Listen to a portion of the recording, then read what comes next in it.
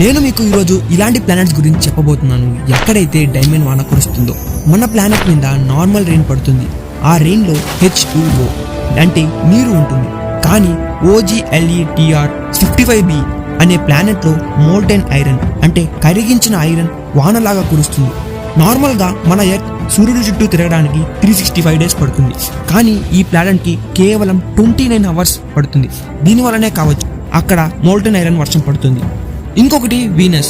మన ఎర్త్ లో నార్మల్ గా స్నో అనేది వైట్ కలర్ లో పడుతుంది. కానీ వీనస్ లో మాత్రం బ్లాక్ స్నో రైన్ పడుతుంది.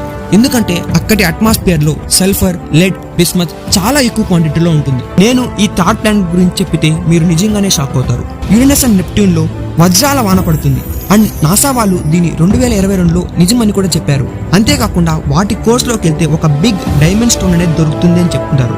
ఏదైతే 192 మిలియన్ క్యారెట్స్ అయితే ఉంటుంది. And 1 carrot